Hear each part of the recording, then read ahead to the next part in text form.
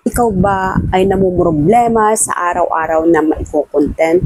Kung ano yung pwede mong i-content na engaging nga, di ba? Kasi sabi nga nila is dapat engaging ang iyong i-upload. Hindi yung magbibideo ka lang ng kung ano-ano para may mai-content ka.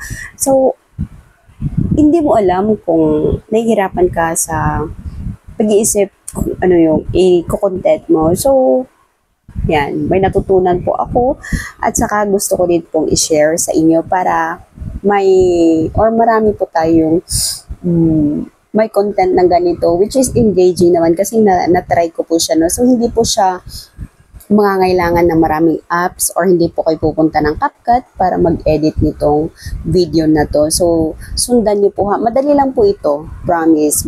Madali lang siya and nakakatuwa. So, yan po, no? So, sundan. So, ayan po, punta tayo sa ating Facebook, plus sa taas, hanapin natin yung Reels. Tapos, tingnan natin yung ating video kanina. So, yan. So, ang ginawa ko po is naupo ako. Tapos, kunwari, magtatapon ako ng mga gamit.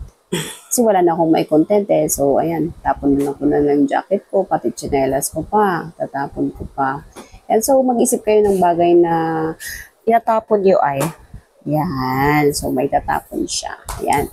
So, punta po kayo sa baba, no? Hanapin niyo yung reverse. Yan. So, dahil po, nire-reverse pa ni Facebook, kaya tiis-tiis lang sa pag-antay. Yan. So, wala daw tayong load. So, continue pa rin tayo. Ayan. So, antayin po ha. Matatapos din yan. So, observe nyo po, no? So, na-reverse po ang ating ginawa. O, ayan. Ako na po ang nagka-catch ng aking mga gamit, no? So, yan. So, gusto ko po, nilalamig po ako. So, kunin ko yung jacket ko. Ayan. So, ayan. Magic, diba? So, ganun po, guys. Ha, tularan po natin. Then, pwede nyo na pong i-maximize. Pwede nyo gamitin yung mga effects doon. O kung gusto nyo pong kakaiba ang, effect niya. Yun. Yan. Pwede po. Mas magaling po kayo mag-edit or gumamit ng mga ganyan. And then, pwede nyo naman pong gamitin ang audio. Yan. So, add music kayo. Yan.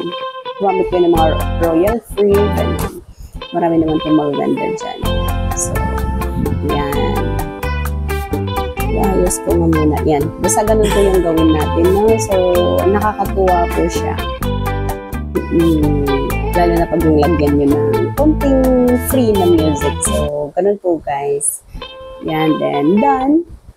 So, pwede na po natin siyang i-upload na sa ating Facebook. Ayan po. Ayan. Oh, diba? Amazing. So, yan na nga, no? Magic. So, gawin mo na.